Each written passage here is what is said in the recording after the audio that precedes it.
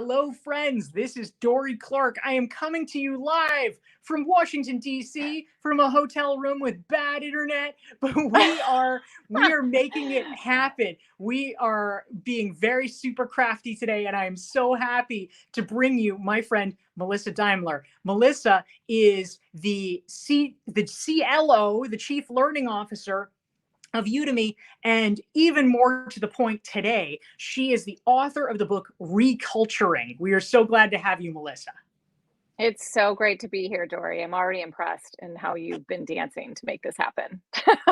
Oh my goodness, thank you. Well, it is a thrill to get to talk with you. And today we are going to be talking about how to create a strong company culture, which is a topic that a lot of us are thinking about and concerned about these days. We also want to say hi to some of the great folks who are tuning in and joining us from around the world. So please feel free to type into the chat box and let us know who you are, where you're dialing in from, and the questions that you have for Melissa. But Melissa, the first question that I have for you is, you write in your book, ReCulturing, culture is what we do, not what we have. That's not necessarily a way that most people have been trained to think about it. What do you mean by that? So culture is to me something that is active. It is not this one-off HR initiative that maybe we do once in the lifetime of a company and then never look at again. And in the research I did for the book, I was actually surprised that culture as a concept has been around for 70 years. And, I think it is such a nebulous concept even today after 70 years. And one of the things that I found is that this idea of culture being this static thing that is associated with things we do in the office isn't my experience and a lot of people's experience of culture. So I believe, as you said, that it is something more active. It is a verb. It is something that each of us can design in a much more intentional way than I think how culture has been defined before. I love that. That's great. Thank you, Melissa. We want to say hi to some of our great friends who are tuning in and joining us from around the world. We've got our friend Adnan from Turkey. We've got Hetty joining us from Philadelphia. Our friend Cheryl from Minneapolis, St. Paul. Karen from Boston. So many great regulars here. We have Wow. Dea from Durham. We've got Annette from New Jersey. Dwijendra is here from India. We've got Chie from Columbus. We've got Reitz from from Kenya. We've got Delphine from, Oh my wow, from the gosh. DMV. I hope it goes fast for you, Delphine. I don't know which DMV, but my prayers are with you. So we're so happy to have all of you. Now, I Melissa, love maybe it. you can talk a little bit more about the inspiration for writing this book. I mean, you are an HR and talent professional. I'm sure, just about every HR and talent and learning professional has opinions about company culture, but it takes a lot to write a book and to put yourself out there and doing it. Why was it important for you to write this book? And what was your thought process like in actually taking the leap to do it? Yeah, as you said, Dory, I've been in this business for over 20 years. After 20 years, you just say 20 plus. And I've been in a lot of iconic high growth tech companies and have experienced what it is to be in an organization that has both a healthy strategy and a healthy culture. I've also had the opportunity to work in companies that didn't necessarily focus on that. And I was inspired to write this because, we're in 2022, and I think that there's been so much research that's been done about, the correlation between healthy cultures and business results. Yet it still seemed like everything I was researching and everything that was out there about culture was this very fuzzy topic, and it wasn't something that we could have agency around. And so I believe strongly that we can design cultures. And I often get asked that, why there's so much to this, do we really need to bother? Isn't it just something that happens organically? And the answer is yes. Culture is happening all around us every single day. in our organizations. And so it's up to us whether or not we want to design it or have it just evolve by default. And so I was just inspired to kind of create this blueprint or playbook, if you will, to help companies really design something much more tangible that you can integrate and, big word, operationalize into those core processes that we do anyway in an organization. So we all have to hire. We all are giving feedback to each other. We're recognizing each other. But I think the idea behind reculturing is doing all of those processes in a way that integrates those values and behaviors that you've defined for yourself.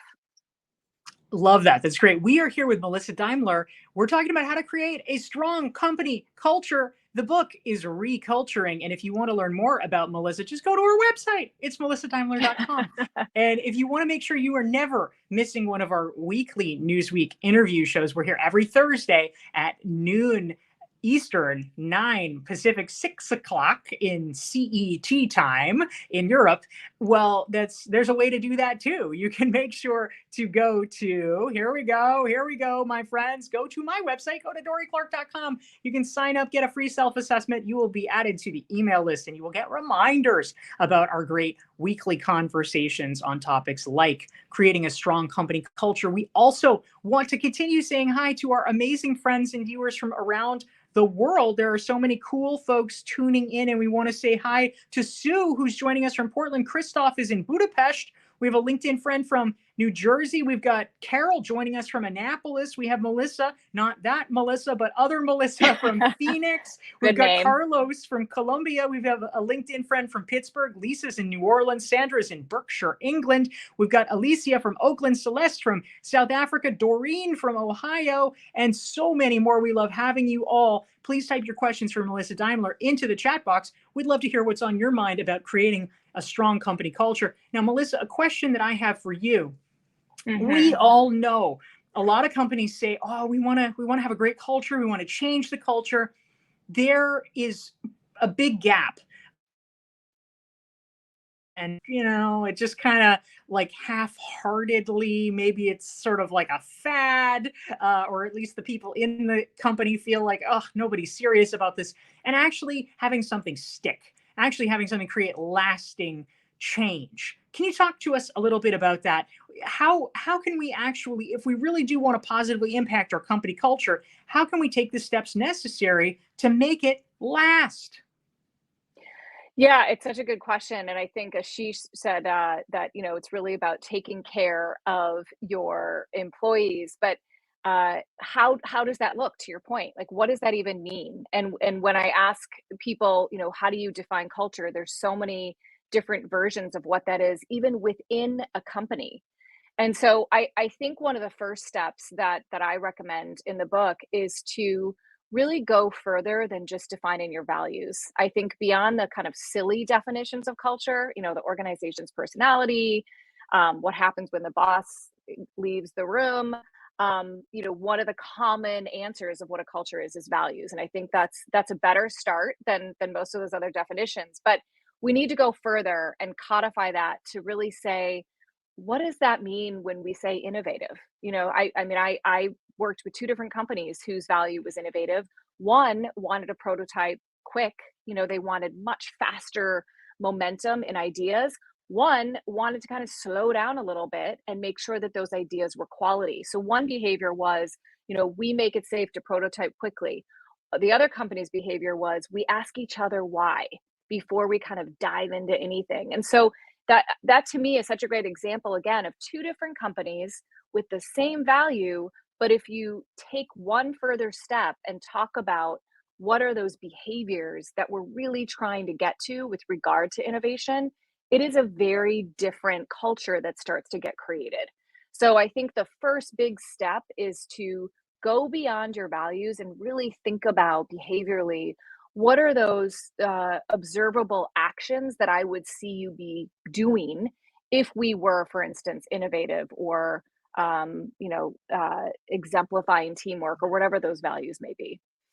I love the idea of actually looking for observable behaviors and being thoughtful about that. Hmm. That's kind of a good detective work strategy. So thank you for that, Melissa. That's great. We also want to say Yeah. hi to some of our amazing friends tuning in. We've got Rania joining from Lebanon. Donnell is joining from Knoxville. We have Kwasunga from Angola. We have Elvis, who is joining us from a Spanish speaking country. We have Dominic from southern Germany, Charlie from Philadelphia, Yagbala from Delhi, and Maureen from the Jersey Shore, Mohammed from Pakistan, and Marian from Barcelona. We love having all of you. This is fantastic. We're talking with Melissa Daimler. She's the author of the book ReCulturing. We're talking about how to create a strong company culture. We love your questions. Please type in, let us know who you are, where you're dialing in from, and questions that you have for Melissa. Now, Melissa, we were mentioning earlier, you are the chief learning officer at Udemy. It's an online course creator and cool company. I've created a course with Udemy as well. And so I'm curious, let's get down to brass tacks. What do you do at Udemy when you think about creating a positive culture? Clearly you are someone who wants to be walking the talk. Can you talk to us about Hmm. maybe one or two things that you specifically focus on or prioritize at Udemy that you believe are important for creating a strong culture? Yeah, for sure. I mean, we're reculturing now, which is really exciting. We had, as a lot of companies do, a core set of values, and since culture is continuous, I think it's important to look at your culture and review it at different inflection points of a company's life cycle. And we are post IPO, we're growing fast, we're scaling, we're global. So and we just kind of shifted some of our strategy. So it was a really important time to kind of look at what we're doing culturally as well. And so we actually added a value, and we identified 15 core behaviors in association with those values. But the other thing, and being part of a learning company that I think is missing for a lot of leaders is, even when you define these behaviors and integrate them in, some of the skills needed to reinforce those behaviors aren't there. So I think part of the commitment of an organization is to make sure that we provide learning experiences that help people build those skills. And I'll give you an example. No surprise, one of our values is always learning. We, in this last set of conversations with employees and our leaders, realize that a big behavior for us to reinforce that value is to have these constructive debates to make decisions. That we found, we're talking a lot about diversity and inclusion and making sure that we hear everybody's voice. And a big way to do that is to encourage debate and hear everybody's point of view. But people don't necessarily have the skills to have constructive debate. So, how do we help them develop those skills? How do we create learning experiences where they can practice those skills? So that's one of the things that we're focused on now. So I think a big piece to this, after you've defined and kind of integrated your behaviors into your core processes, is to make sure that you're continuing to help develop employees to build those skill sets. I love it. That's an important point. We're here with Melissa Daimler. She is the author of the book ReCulturing. We're talking about how to create a strong company culture. We also want to make sure to say hi to some of our amazing friends. Whoa, we'll say hi from the opposite direction. Yes, we will. And who we are talking to, we're saying hi to Susie, who is joining us from Texas. We've got Monica from Brazil, Adriana from Mexico, Balaji from Bangalore. We've got Beth from Exton, Pennsylvania, Kate also from Pennsylvania, Vanessa from Cincinnati, and many more. Oh my God, but wow, Pennsylvania in the house. Hi, Bonnie from Pennsylvania, and Armando from Lima, Peru. We love it. And a great question has just come through. I'll put it up on the board here. Sue is curious, Melissa. She wants to know, what is one thing that has to happen to create a culture by the people, for the people? If we were, I saw I that don't know, going to question. Yeah. create America, or if we were going to create a company, how do we get by the people, for the people? Melissa Daimler, author of ReCulturing, what do you think? Yeah, that is such a great question.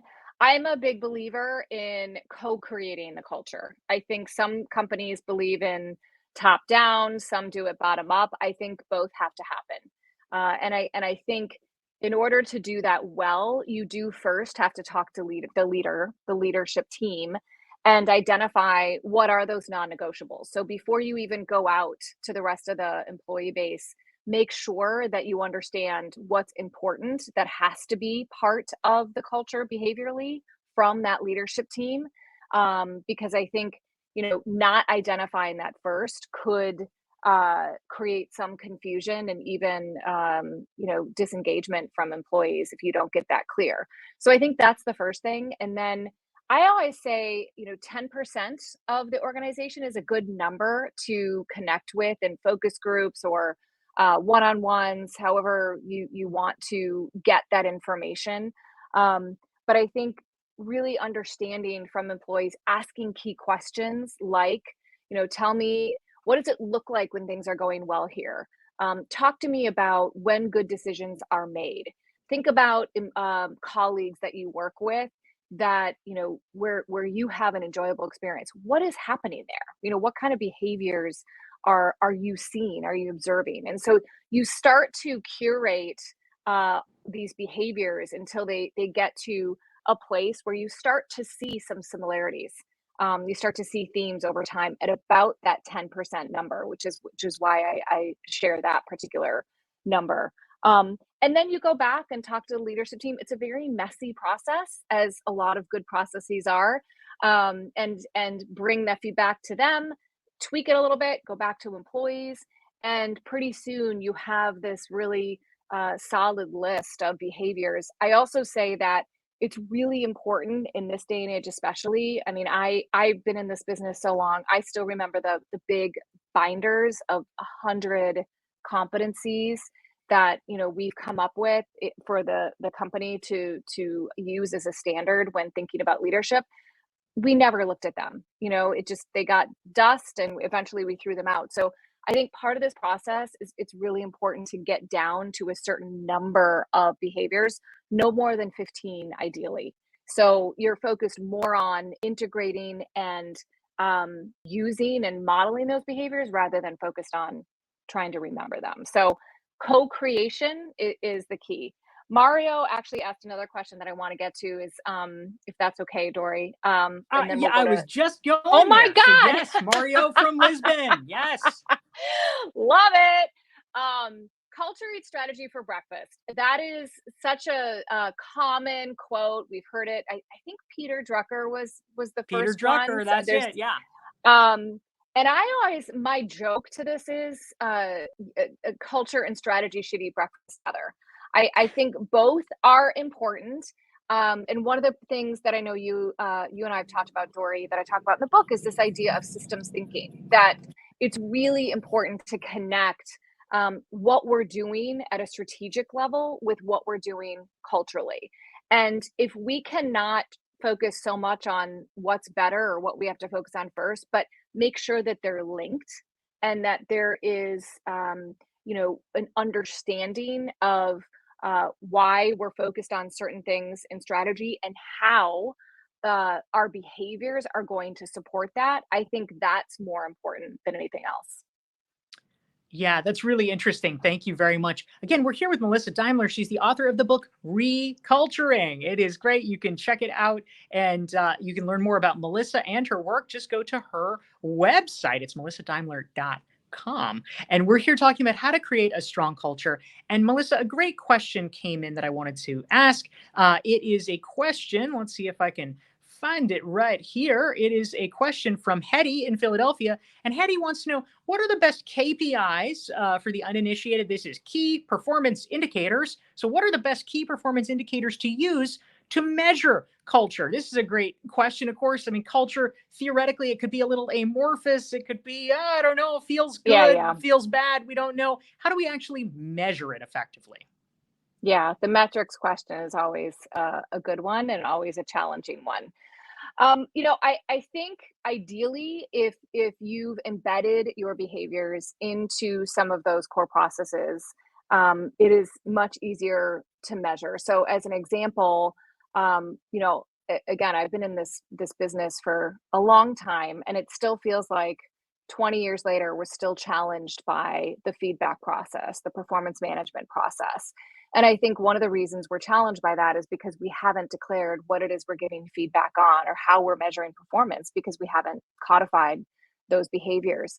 And so I think after you've done that, it's really important to embed those into your feedback process and your performance management process. And so understanding and looking at if we have 15 behaviors and we're getting feedback from each other on a consistent basis on how we're doing against those behaviors, I think that is such a good metric to understand, where are we doing well? What are some of the behaviors that people are really nailing and having no problem exemplifying, and then where do we have gaps? And then that's good feedback for us as an organization to help them gain skills to increase those behaviors, or understand, maybe get underneath the issue even more, and maybe there's some leaders who aren't understanding how that behavior needs to show up. So I think that's one piece. We're also embedding those specific behaviors into our engagement survey. I think sometimes there's these very generic questions in an engagement survey of, do the leaders exemplify the values? And that's too general, versus, again, being much more specific. Does the leadership team exemplify the opportunity to have debate?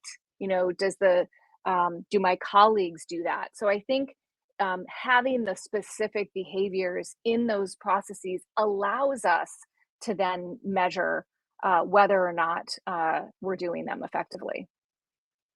Excellent. That's really good. Thank you very much. We're here with Melissa Daimler. She's the author of the book ReCulturing. And if you are enjoying this conversation, if you are enjoying Melissa's intelligent answers and also having fun, watch me try to try really valiantly to do this on my telephone, because the Fairmont, Washington's email is and internet is so bad. I hope you fix it, Fairmont.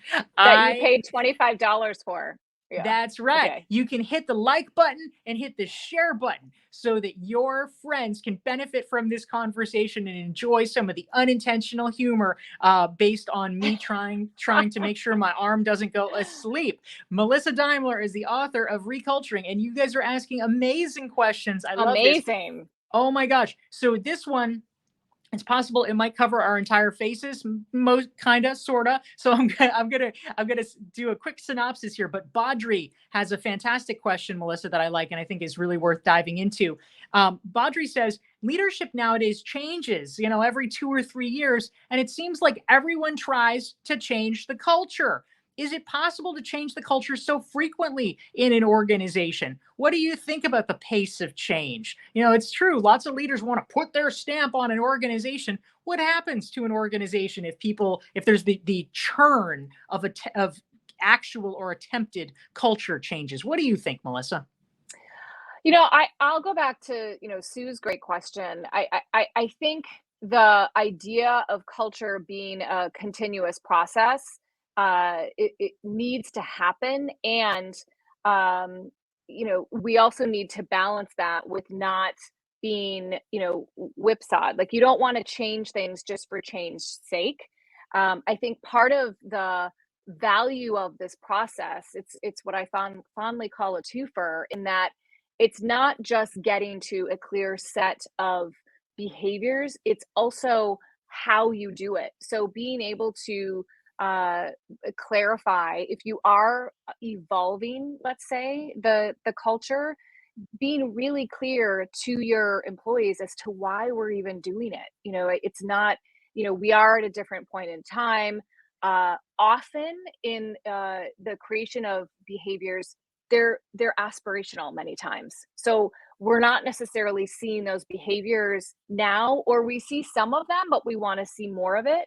And so I've seen companies and been part of companies where the behaviors that used to be aspirational are now just kind of part of our everyday work, so much so we don't even need to call them out. So I think it's important to, when new leaders come in, especially, to say, hey, here's what we're going to keep. Here's what's working. And we're going to just dive into some conversations to see if we need to kind of evolve our culture and our behaviors, just based on where we are as a company.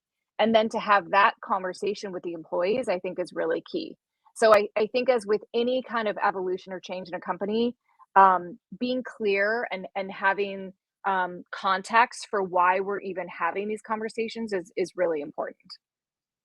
That's fantastic. We're here with Melissa Daimler. If you want to learn more about Melissa, her book is ReCulturing and her website is right here. It's melissadaimler.com. You can check that out. We're talking about how to create a strong company culture. And we want to say hi to some of our amazing friends who are joining us. We've got Jim from Aberdeen, Scotland. We've got Charlene from Aruba. We have Aishel from Azerbaijan. And we have Maria Christie from the Philippines and Diana from South Carolina. We love having all of you. We are winding down, but we have time, Melissa, for one more question. And I wanted to tap one from Alicia in Oakland. This is a great question. She wants to know, what are team activities that you recommend for creating, embodying, and shaping culture? What are your thoughts? That is a good question. I think team activities, there's a wide definition of what that could look like.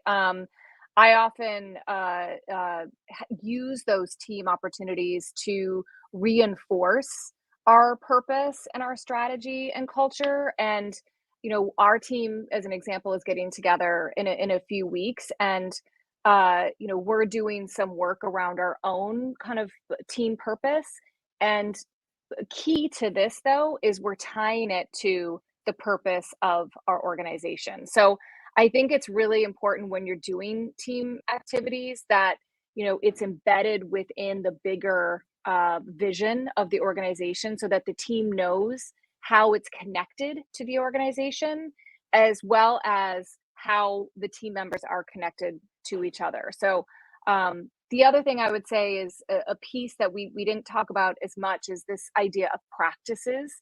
Kind of those everyday things that we're doing, meetings, one-on-ones, connection points, and that often is done by team. So the extent that you can reinforce behaviors and integrate those into those everyday kind of practices, I think is such a great opportunity as well.